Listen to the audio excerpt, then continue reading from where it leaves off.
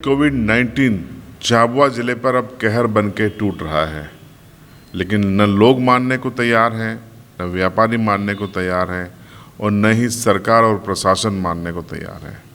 ऐसे में सवाल खड़ा होता है कि आखिर जिले का क्या होगा, थांदला और राणापुर जैसे कस्बों का क्या होगा, जहां हर दिन कोरोना के नए नए मामले निकल रहे हैं, हर दिन मौत की खबर आ रही है। बावजूद इसके कोई भी गंभीर नहीं है। पहले मैं आपको आंकड़े बताऊंगा, उसके बाद अपनी बात रखता हूं। झाबुआ जिले में आज की तारीख में हम बात करें तो 28 अगस्त का जो स्टेटस है दोपहर 12 बजे का, उसके अनुसार 586 लोग संक्रमित हैं कोरोना से और इसमें से आधे से ज़्यादा झाबुआ जिले के थांदला और राणापुर में हैं। थांदला के आंकड़ा हम पहले बताते हैं। थांदला में कुल 172 केस पॉजिटिव हैं, जिनमें से 104 एक्टिव केस है। 60 से ज़्यादा लोग यहाँ ठीक होकर घर आ गए हैं, लेकिन सरकार के अनुसार यहाँ 4 मौतें हुई हैं और गैर सरकारी आंकड़े इस संख्या को 8 बता रहे हैं। राणापुर की हम बात करें तो राणापुर में कुल 133 एक्टिव केस हैं, माफ़ कीजिएगा 133 कुल संक्रमित मरीज हैं, जिनमें से 98 एक्टिव केस हैं और 1 मौत हुई है। तो ये जो आंकड़े लगातार बढ़े हैं राणापुर में, ये बीते 8 दिनों के हैं। थांदला की बात करें तो ये भी 8 से 10 दिनों के आंकड़े हैं। जो चेन बनी है कोरोना की, उसको ब्रेक करने से कोरोना रोका जा सकता है। ये स्थापित तथ्य है, ये सरकार कहती है, ये WHO कहता है, ये डिस्ट्रिक्ट एडमिनिस्ट्रेशन कहता है और शायद हर व्यक्ति इस चीज़ को जानता है। लेकिन फिर इस चेन को रोकने की कोशिश क्यों नहीं हो रही? और सवाल ये है कि ये चेन कैसे रुक सकती है। पहले हम इस पे बात करेंगे इस वीडियो में। वीडियो अंत तक देखिएगा, काफ़ी महत्वपूर्ण जानकारी है। खासकर राणापुर और थांदला का हर नागरिक इसे गंभीरता से देखें। चेन कैसे टूट सकती है? या तो आप लॉकडाउन लगा दीजिए 21 दिन का, लेकिन इस लॉकडाउन को इतना सख्त होना चाहिए कि इस लॉकडाउन के साथ आपको कर्फ्यू कंडक्ट करना पड़ेगा। कोई भी अपने घर से बाहर न निकले। जी हाँ, और दूसरा, घर के अंदर भी आप सोशल डिस्टेंस मेंटेन करें। कम से कम 6 फीट की दूरी से आप अपने करीबियों से बात करें और इसके अलावा आप मास्क का इस्तेमाल करें। दूसरा विकल्प ये है कि लॉकडाउन अगर नहीं लगाया जाता है, लॉकडाउन का मैं आपको नियम बता देता हूँ। पहले कलेक्टर को अधिकार था लॉकडाउन लगाने का, लेकिन अब राज्य सरकार ने, शिवराज सरकार ने स्पष्ट कर दिया है कि लॉकडाउन का अधिकार कलेक्टरों को अब नहीं है, बल्कि सरकार तय करेगी, गृह मंत्रालय तय करेगा। लेकिन जो आपदा प्रबंधन समिति है, हर जिले में होती है, उस आपदा प्रबंधन समिति का ये जिम्मेदारी है कि जब मामले लगातार बीते 1 पखवाड़े में बढ़े हैं तो वो समिति तुरंत बैठे और तय करे। इस समिति के प्रमुख सांसद गुमान सिंह डामोर हैं, इसमें विधायक कांतिलाल भूरिया शामिल हैं, वाल सिंह मेड़ा शामिल हैं, वीर सिंह शामिल हैं।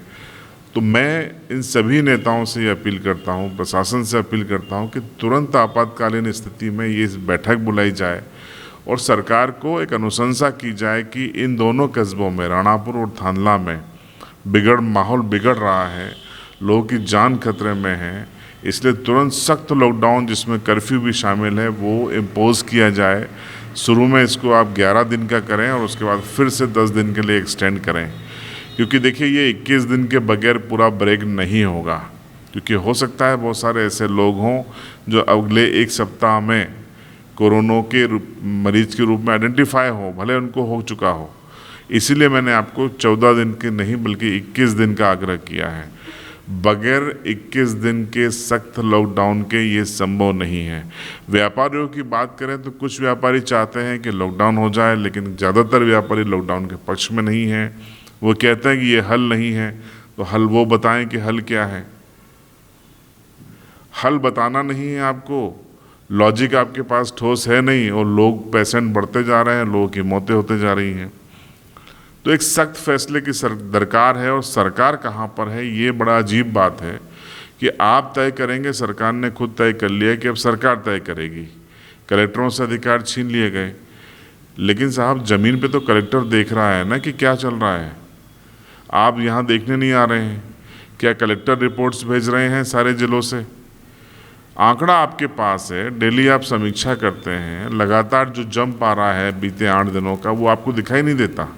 और अगर दिखाई नहीं दे रहा है तो आप इसका मतलब ये है कि आप इसको साधारण आंकड़ा मान रहे हैं, मौतों को आप साधारण मान रहे हैं। आप तय करके बैठ गए हैं कि 1-2% मौतें होंगी। क्यों मरने दे रहे हैं आप अपने लोगों को? क्या एक राज्य की ये जिम्मेदारी है कि वो अपने लोगों की मौत होते देखे? ये जो नीति निर्देशक तत्व हैं संविधान में, वो भी ये नहीं कहते हैं कि आप ऐसा करें।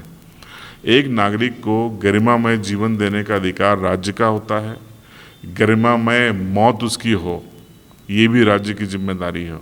इस तरीके से अकाल मौत हो जाए, ये जिम्मेदारी सरकार को लेनी पड़ेगी अगर सरकार सख्त फैसले नहीं लेती है। और आम लोग भी कम नहीं हैं, ज़्यादातर अपनी अपनी थ्योरी खुद गढ़ रहे हैं।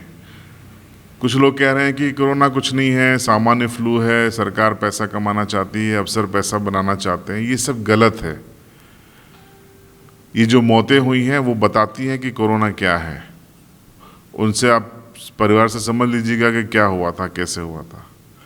इसको साधारण में मत लीजिए। ये कड़वी सच्चाई है कि कोरोना कहर ढाके टूटता है उन लोगों पे जो उम्रदराज हैं, जो ब्लड प्रेशर, शुगर या हार्ट डिसीज़ के पेशेंट हैं, कैंसर के पेशेंट हैं, या जो लोग घबरा जाते हैं, दहशत में आ जाते हैं, उनको ये अपना शिकार बना लेता है। क्योंकि घबराहट बढ़ते ही आपकी इम्यूनिटी कमज़ोर हो जाती है और कोरोना को मौका मिल जाता है आपके जो ऑर्गन्स हैं, इंपॉर्टेंट ऑर्गन्स हैं, उनको डैमेज करने का।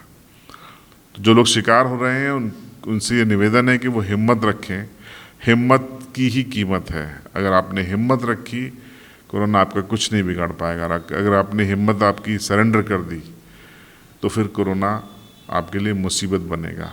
तो आम लोग इसे सहजता से ले रहे हैं, ये भी गलत है। इसे गंभीरता से लें। ये सच है कि इस दौर में सर्दी जुकाम भी चल रहा है, वायरल फ्लू भी चल रहा है। आंकड़े भी बता रहे हैं कि जो सैंपल हो रही है पूरे मध्य प्रदेश में, उसमें 95% लोग नेगेटिव आ रहे हैं, लेकिन 5% पॉजिटिव आ रहे हैं। 5% में आप भी हो सकते हैं। मुगालते मत पालिए, मास्क लगाइए। भीड़ में जा रहे हैं तो डबल मास्क लगाइए। और अगर आपका काम कुछ ऐसा है जिसमें आपको बार बार चीज़ों को संपर्क में आना पड़ता है तो आप हैंड ग्लव्स का इस्तेमाल ज़रूर करें और कोऑपरेट करें। लोग मतलब आप देखिए कि राणापुर में, मैं आपको बताता हूँ, मेरा होम टाउन है राणापुर, और जो कॉलोनी है सरदार मार्ग जहाँ पे मैं रहता हूँ, वहाँ काफ़ी पेशेंट इसके निकले हैं संक्रमित। कैसे निकल गए हैं? ओटला कल्चर। जी हाँ, ओटला, घर के बाहर एक ओटला है, उस चबूतरा है जिसको बोलते हैं, उस पर सब लाइन से बैठे हैं और गपशप कर रहे हैं। दीवारें सटी हुई हैं, ओटले कॉमन है। अपने अपने घरों के ओटले पे आ गए, लेकिन आप सोशल डिस्टेंसिंग का आपने मेंटेन नहीं किया और वही गपशप पूरे लाइन से पॉजिटिव कर गई। तो घरों के अंदर रहिए। गपशप बहुत ज़िंदगी पड़ी है, बाद में आप कर लेना। जो मेरा अनुमान है, मेरी सूचनाएं हैं, नवंबर के दूसरे सप्ताह में सीरम इंस्टीट्यूट ऑफ इंडिया शायद कामयाब हो जाएगी टीका, वैक्सीन को बाज़ार में लाने में। अधिकृत तौर पर वो ऐसा नहीं कह रही है, लेकिन जो परिस्थितियां हैं, जो सूत्र बता रहे हैं, वो ये कह रहे हैं कि 15 नवंबर तक संभवतः भारत में इसकी वैक्सीन लॉन्च कर दी जाएगी। लेकिन 15 नवंबर तक क्या? तो 15 नवंबर तक सुरक्षित रहिए, मुगालते में मत आइए, और जो भ्रम और मिथक आपने पाल रखे हैं उनको दूर कर लीजिए। कोरोना किसी के बाप का नहीं है, किसी का रिश्तेदार नहीं है। जिसको होगा उसकी अगर इम्यूनिटी कमज़ोर है तो वो उसको लेके जाएगा। आप किस में शामिल होना चाहते हैं, आगे जीना चाहते हैं या नहीं जीना चाहते हैं, ये सब आपको तय करना है। सरकार बेबस है, सरकार आपकी सिर्फ बाहर से मदद कर सकती है। डॉक्टर बेबस हैं। आपकी इम्यूनिटी अच्छी होगी तो आप कोरोना से जीत जाएंगे। डॉक्टर आपकी इम्यूनिटी बूस्टअप कर सकते हैं, लेकिन बाकी का काम आपको करना है। फिर से निवेदन है, अपने जीवन को गंभीरता से लें, अपने परिवार के जीवन को गंभीरता से लें। मोहल्ले में आप ऐसे न घूमें कि आप बगीचे में घूम रहे हैं। मास्क लगाएं, सोशल डिस्टेंस मेंटेन करें और ख़ुद को सुरक्षित करें। और मैंने जो कहा है व्यापारी बंधु, आपको बता दूं कि पारा में जिस तरीके से मामले बढ़े थे और तब कलेक्टर को अधिकार था, तब कलेक्टर प्रबल सिपाहा ने पारा में 15 दिन का लॉकडाउन किया था और नतीजा पारा में चेन ब्रेक हो गई। अब पारा में पॉजिटिव नहीं निकलते, तो पारा से का उदाहरण सामने रख के फैसला कीजिए। व्यापारी अगर चाहें दोनों जगहों के, थानला और राणापुर के, एक मत होकर पहले खुद एक हो जाइए, क्योंकि मुझे पता है कि आपके कई गुट हैं और सबके अपने अपने अलग अलग इंटरेस्ट हैं। एक नहीं है आप, सिर्फ दिखावा करते हैं एक होने का। एक हो जाइए, शहर को बचाइए और एक होकर एक चिट्ठी पर प्रशासन को लिख के दीजिए। आपदा प्रबंधन समिति की बैठक बुलाएं और बैठक में अनुशंसा की जाए सरकार से कि तुरंत लॉकडाउन इन दोनों कस्बों में किया जाए 21 दिन का। याद रखिए, अगर आपने ऐसा नहीं किया तो इतिहास ये कहेगा भविष्य में कि एक दौर ऐसा आया था जब मानवता पर और जीवन पर संकट था, तब इन दोनों शहर के व्यापारी मुनाफे की चिंता कर रहे थे, लोगों की जान की चिंता के बजाय। लोगों को छोड़िए, अपने खुद की और अपने परिवार की जान की चिंता करने के बजाय मुनाफे और धंधे की बात कर रहे थे। तो इतिहास में बदनाम मत हो जाइएगा, भविष्य के सोचिएगा। शहर आपका है, ये साल जीवन बचाने का है, कमाने का नहीं।